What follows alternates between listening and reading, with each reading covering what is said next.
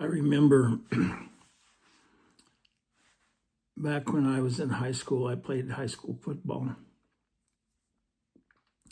And I quite liked football. I played it my freshman year and didn't have a good experience. I think partly because a lot of the older players were heavier and I don't know, anyway, seemed a little bit, I wouldn't say mean, but it seemed like it was hard to compete with older kids.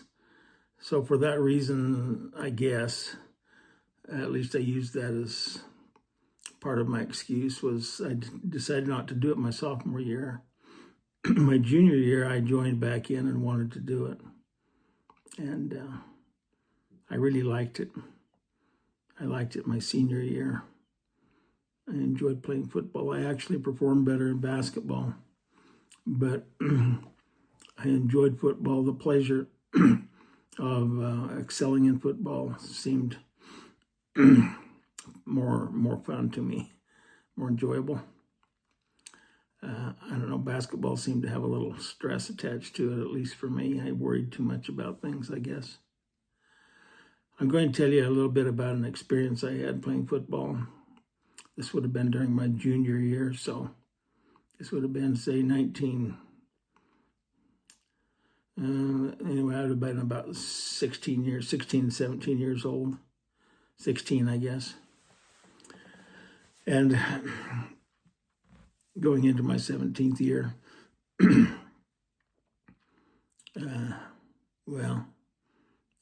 my 17th year. I guess the time isn't so important as what I learned, and that's why I'm telling you this tonight. I had a football coach who I grew, and he was a basketball coach too. I grew to really love him. He had a different demeanor about him. He was hard-nosed, and yet at the same time, you couldn't help but just like him because he seemed to enjoy being around you. Sometimes he'd joke, and sometimes he'd get real serious, but he was a good man. Looked at things a little differently than a lot of people do. He actually was a college football player over at Utah State University, and he was a halfback. Well, that might tell you a little something about him right there, because to be a halfback on the college level, Division I college, you had to do two things pretty well. You had to be pretty athletic. Well, two or three things. You had to be athletic, you had to have speed, and you had to have some size, because you were punching holes through lines and linemen and just required a lot of ability. He had that ability, and I could see it in him. He was quick and just powerful and really well built, should we say, stocky. Not stocky in the sense that you're squatted together, I guess. I envision some people that are stocky, but stocky in an athletic way. It's hard for me to describe his exact stature, but trust me, he had a good stature, and he was quite renowned in his college days. Well, the reason I say all that is because I can't get too far into all my high school football experiences, so I'm just going to relate the one that I think might apply tonight, and maybe we can learn something from together. We had a football game. It was a home football game, and it was against a school from Bancroft, Idaho. And Bancroft wasn't a renowned football team, but they had a good team that year that we played them. And they had one standout player by the name of Yost. That was the last name. That's a familiar name, I understand, up there in Bancroft. Anyway, he was a fairly tall kid for a high school kid, and he was built kind of like my coach was. He seemed to have all the ability to run and power through a line. And the reason I mention it is because we played a football game in which we didn't score a single point. And I think the other team, this team that we played, ended up scoring, I think it was 14 points. It might have only been 7, but I believe it was 14 if I remember correctly. And we played the whole football game, and it wasn't a passing game at all. It was a running game, get down in the dirt and punch a hole in the line and try to stop us if you can before we get to the goal type of game. Well, our coach had worked with us on how to play, and he told us about this strong player, the runner that they had been causing people trouble in other teams, with other teams that they played. And sure enough, right off the bat, we'd get good kicks. We'd put them way back on the field, into a defensive position, and they would end up every time. And I don't think it varied hardly at all. Every time they would hand off the football to the same runner, this player that I was telling you about that was so good. And he'd get 3, usually no more than 4 yards, and we'd tackle him. The bunch of us somehow would tackle him. They'd give the ball to him again the next time. He'd get 3 or maybe 4 yards, and we'd tackle him.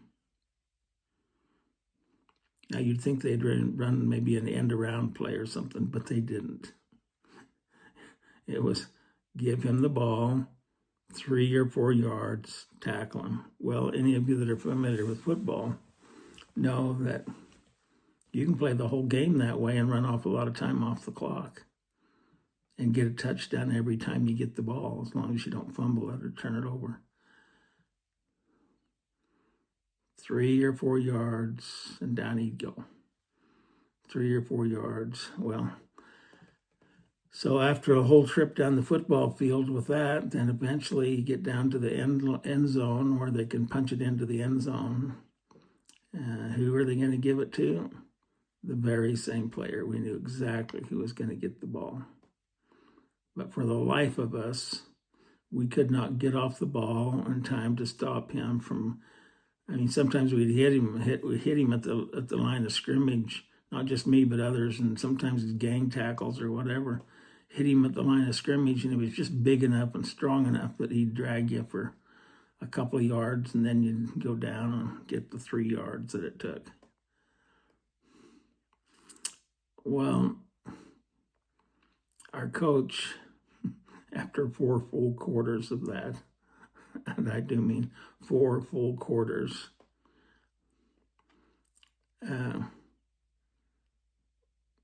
grew a little bit irritated. And I can remember at halftime him getting after us and saying, look, you know who's going to get the ball, you know what he's going to do with it, tackle him and keep him from just continually getting first downs.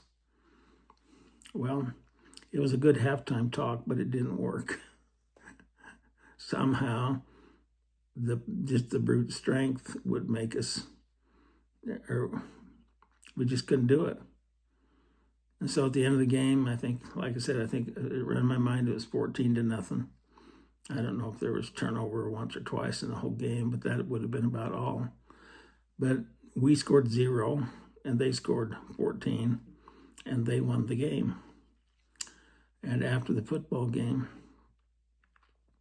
we went into the locker room and prepared for our chewing out, I guess you'd say. And we probably deserved it somehow. We should have done better than to let that one player beat us the same way, the same carry every time for the whole game. And then they, like I said, they kept us scoreless on the other side of the ball. But we all went in our locker room and was prepared for the chewing out that we were going to get. Our coach came in with his assistant coaches, stopped in the middle of the floor. As I remember it, turned around, looked at all of us, and walked out of the locker room. Not a single word said. Well, this is on a Friday. On Monday, at football practice, we were all in our padded uniforms and out on the football field ready for practice and kind of anticipating what it might be. We thought maybe we'd have to get punished by running wind sprints or something up and down the field. And we weren't looking forward to that because of the game we'd had. And we waited and waited, and finally, lo and behold, out of the gym and down onto the football field came our coach. And he was not dressed in his coaching attire at all. He had some old sweats on, and he had some football pads, since he couldn't fit into any of our clothing, or there was nothing like that available that would fit him. He was too big.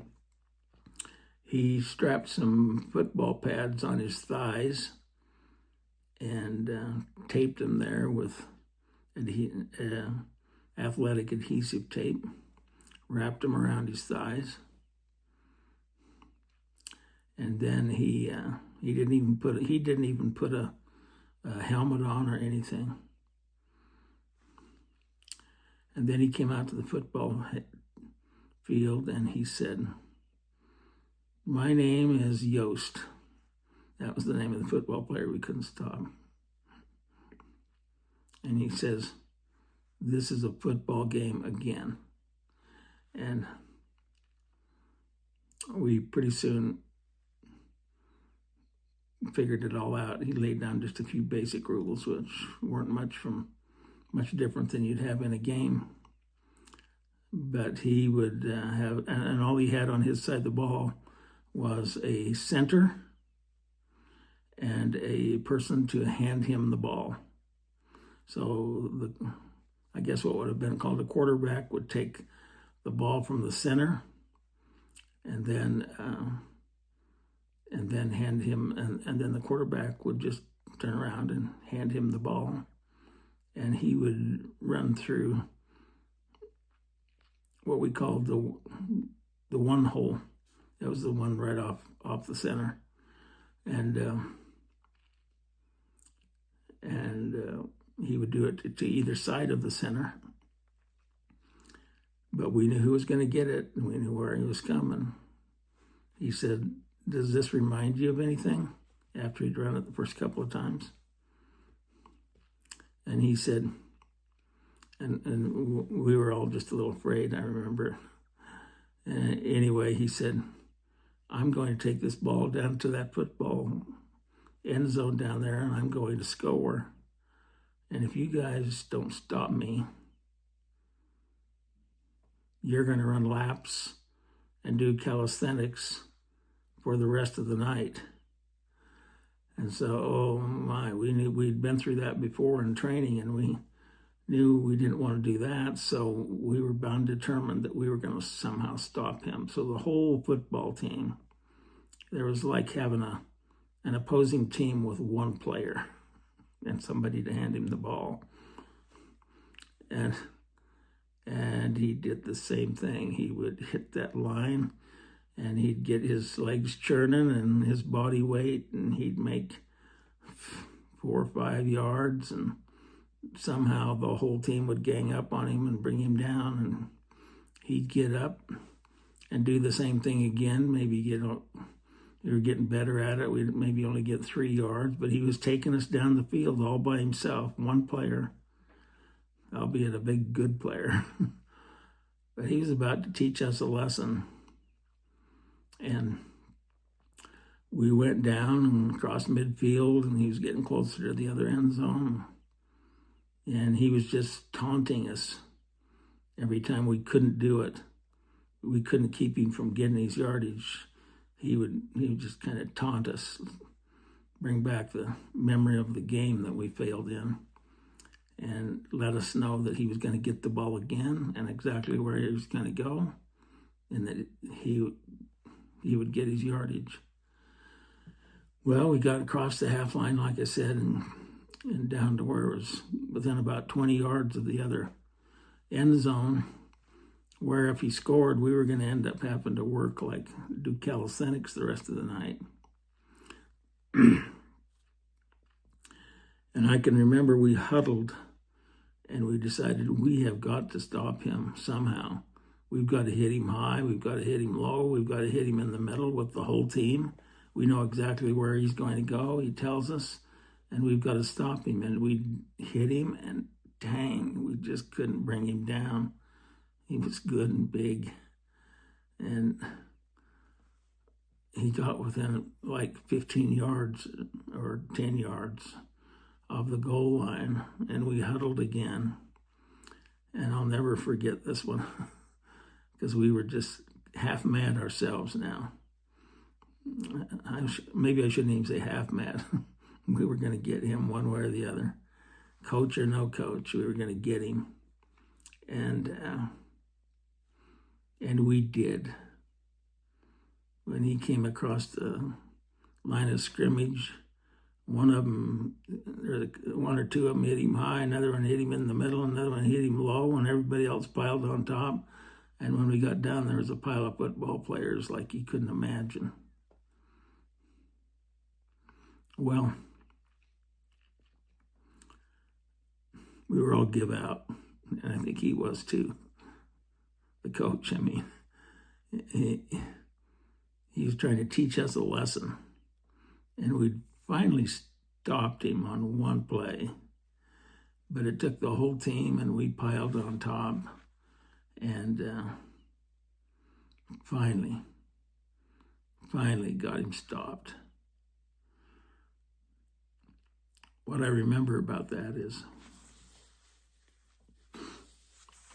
that on that pile up that we had where we stopped him, we started peeling ourselves off of that at the end because we had people on top of us and under us, and he was at the bottom, the coach. and when we all got up, he just laid there. And he kind of closed his eyes.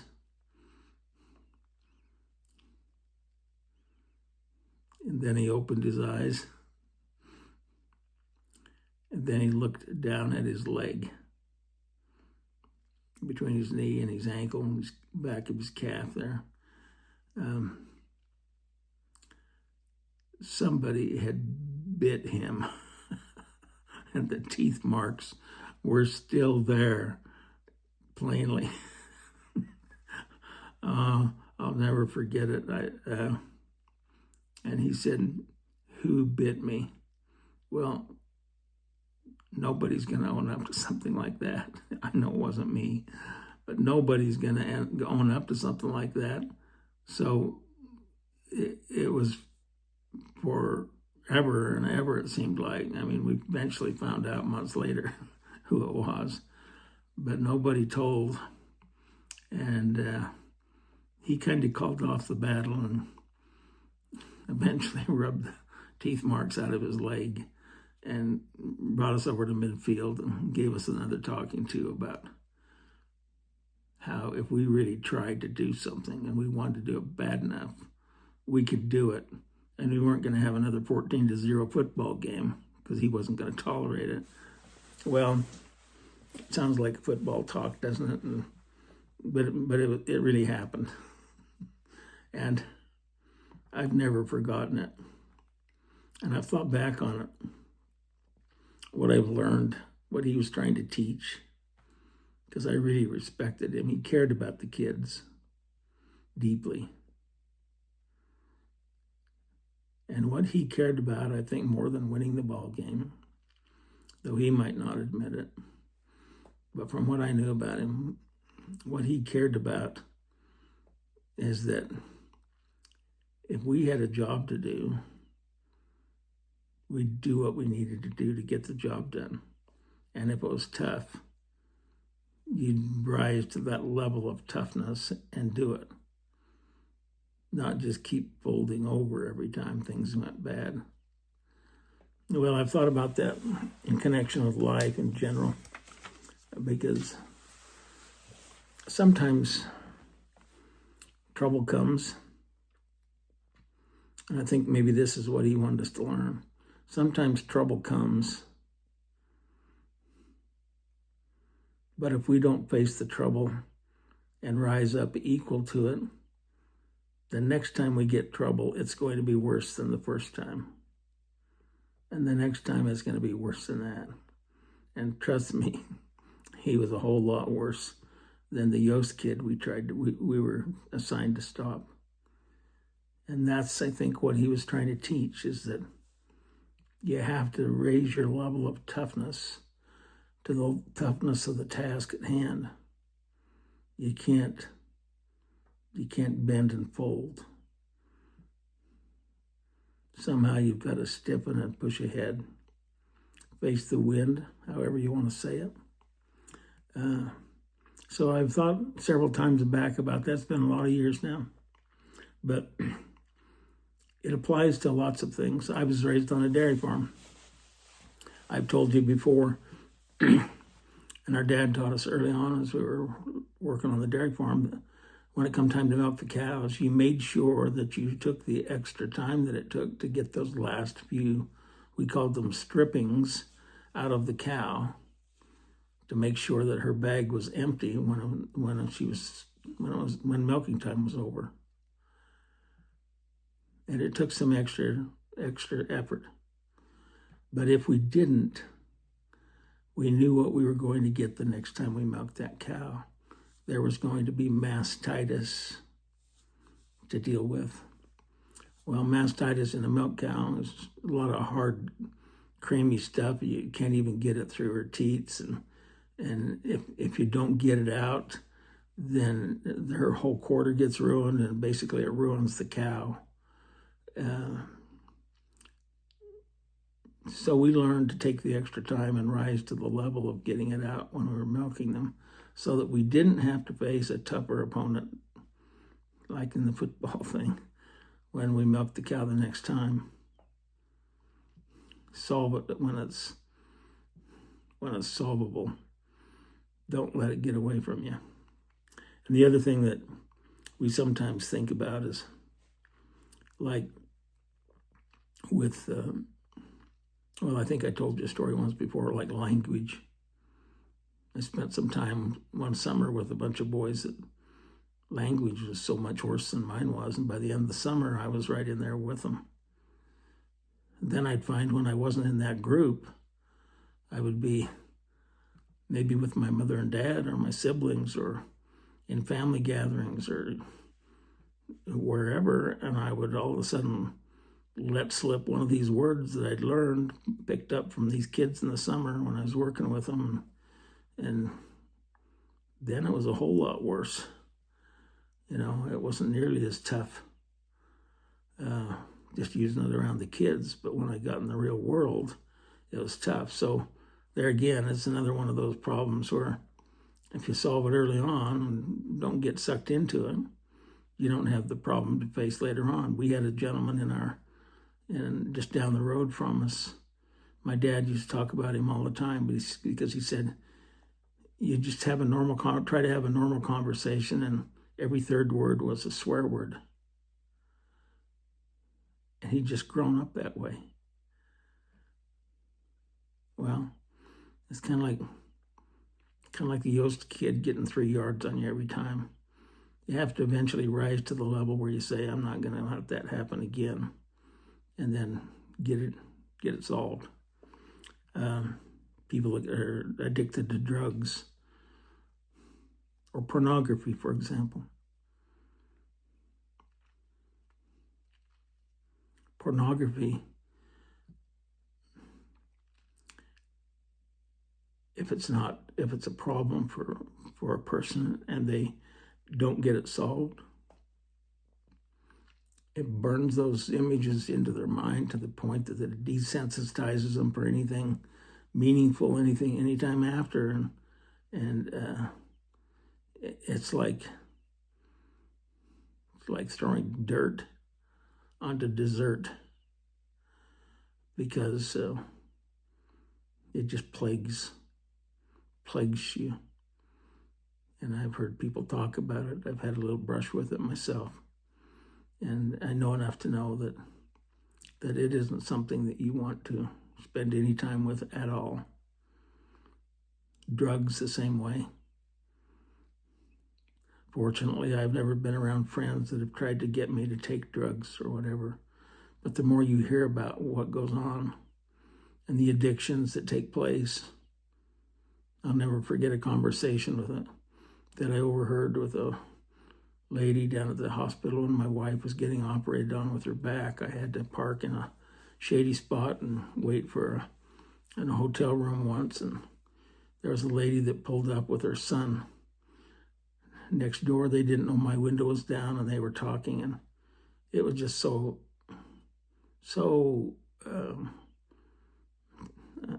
such a tender moment for that poor mother, pleading with her son not to do drugs and trying to convince him of all the harm that it was doing him.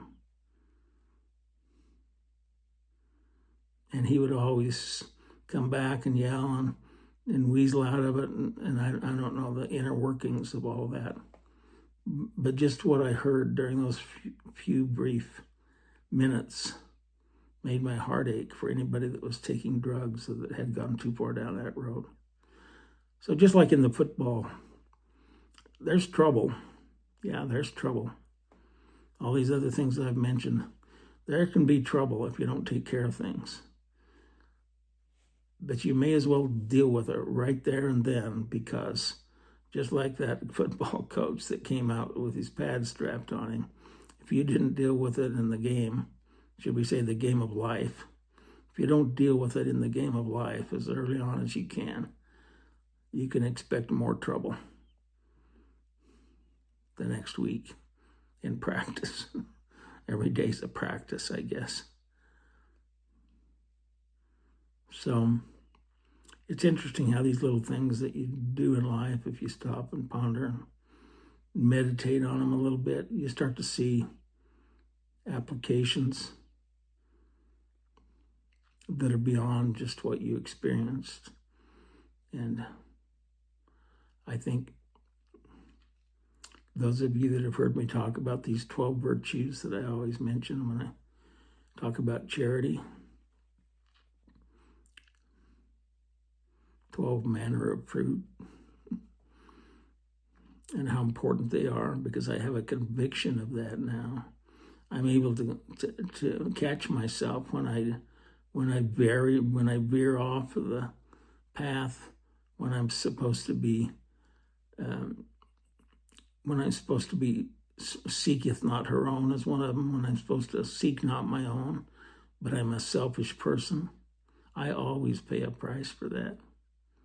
Down the road somewhere, things start to unravel, things go bad. And kindness is another one. If you start being unkind, you're going to pay a price for that in relationships and in revelatory power that can come from God otherwise. And you start to realize that, and you start to say, well, okay, yeah, it's trouble. It's trouble. I know I got to work through it, and the quicker you can do it, the better, because the next trouble's worse. The next trouble that comes through the doors has pads strapped on their thighs, ready to knock you for a roll. I hope it doesn't. And I hope what I've said tonight and reminisced on is will help you some way. And that because of it, you'll feel loved by more than just me, and that you'll be more determined to deal with trouble when it's trouble with a small t, as opposed to trouble with a big T, halfback from the university with pads strapped on their legs, because it's a whole lot harder to deal with on that level. And I hope you can learn from all that. Good night.